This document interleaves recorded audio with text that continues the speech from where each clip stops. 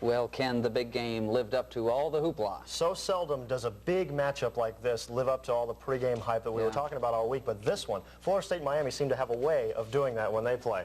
The stage was set for a great matchup. Number 3 Miami against 4th-ranked Florida State, a game with big implications for the polls, the state championship, and perhaps even the national championship. You couldn't have cut the anticipation at Doak Campbell Stadium today with anything less than a tomahawk. The Seminoles and Canes set for war. And Florida State made the first mistake of this battle in the first quarter. The snap on the field goal attempt. Danny McManus had no idea it was coming. The Canes tackle McManus deep in Florida State territory, and they will convert the turnover into a field goal and a 3-0 lead. That's when Sammy Smith said, hey guys, remember me? Over 100 yards in the first quarter alone, and he breaks off this 64-yard run through the Miami defense down the sideline to the Miami 19-yard line. A couple of plays later, on the first play of the second quarter, Dane Williams took it in from the 2 to make it 7-3 Florida State. FSU took a 10-3 halftime lead on a Derek Schmidt field goal, and then in the third quarter, the Florida State specialty. They blocked the punt, and Alfonso Williams picks it up and recovers it for the touchdown. The largest crowd in Doak Campbell Stadium history, over 62,500, goes absolutely nuts. But their hearts skip a beat as Derek Schmidt misses the extra point to the left. It was 16-3. Schmidt did make another field goal to make it 19-3, but then Steve Walsh hooked up with Melvin Bratton for 49 yards down the middle and a touchdown. It was 19-9, and the Hurricanes go for the 2-point conversion. Walsh to Brian Blades for the deuce. It was 19-11. Then it was Walsh again, this time also down the middle to Mike Irvin from 26 yards away to make it 19-17. Again, they go for 2, and again they get it. Walsh to Warren Williams. We're tied at 19. Florida State missed the chance to take the lead in the 4th. Derek Schmidt misses a short field goal, and the score remains 19-19. So late in the 4th, the Seminoles turn to Sammy Smith. The sophomore took over on this drive as the Noles marched deep in Miami territory. But with 3.5 minutes to go, they fumble a center snap. Miami recovers, and Steve Walsh takes advantage of the situation one more time to Michael Irvin. This pass covered 73 yards down the sideline. The Seminoles were looking at blowing a lead to Miami one more time and losing to the Canes for the 9th time in 10 games in Tallahassee. But Danny McManus brought him back. He capped off a furious drive by hitting Ronald Lewis in the back of the end zone with just 42 seconds to play. 26-25, now unbelievable. What do you do, guys? I go for 2, so does Bobby Bowden. McManus throws to Pat Carter, but it's broken up. Miami wins a thriller, 26-25. We'll have all the post-game story and comments for you tonight on Eyewitness Sports at 11. It was Founders Day, meantime, at Florida A&M. FAMU celebrating its 100th anniversary. But what the Rattlers found out today is that Alabama State was intent on spoiling the celebration, and Don Evans was there.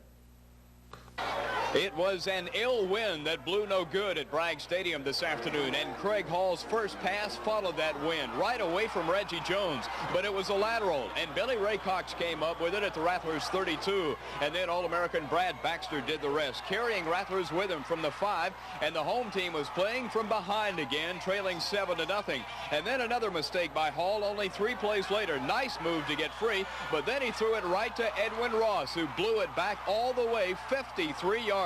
Deja vu to last week. It was 14-0 Alabama State. But then the Rattlers put together a mammoth 15-play, 75-yard drive, by far their best of the season. The big play, this 22-yard completion to Roderick Campbell. Hall finished it with this 5-yard keeper around left end, and the Rattlers were back in it.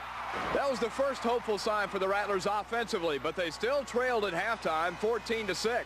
The Rattlers got one more at the beginning of the second half when Hall fumbled it into Brian Moore's hands, but that was it for the scoring. Alabama State beats Florida A&M 14-12.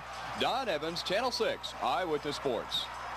Okay, let's go to the scoreboard. Number 1, Oklahoma keeps on rolling, but Nebraska might be looking ahead a little bit all the way to November 21st when they'll meet with Oklahoma to decide the Big 8 title. They lead South Carolina only 13-7 at the half. Miami should stay number 3 after that thrilling 26-25 win over the Seminoles today at Doak Campbell.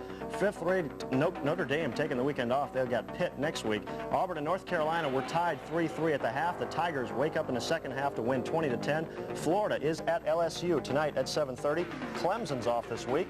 It was the 9th-ranked Ohio State Buckeyes. They're leading the Illini of Illinois 10-0 in the 3rd in the Big Ten matchup. Tennessee walloped Cal 38-12. UCLA 44, Stanford nothing in the third. 12th ranked Michigan all over Wisconsin 49-0. Tonight Arizona State hosts Texas El Paso. Penn State got 167 yards rushing from Blair Thomas and defeated Temple 27-13. Texas Tech upset Texas A&M 27-21. Washington trails Oregon 17-14 at the half. Alabama over everyone's favorite homecoming opponent Southwestern Louisiana at the half 24-13. After losing to FSU last week, Michigan State comes back to upset Iowa 19-14. Those Georgia Bulldogs rolling. They over Ole Miss 31-14 today.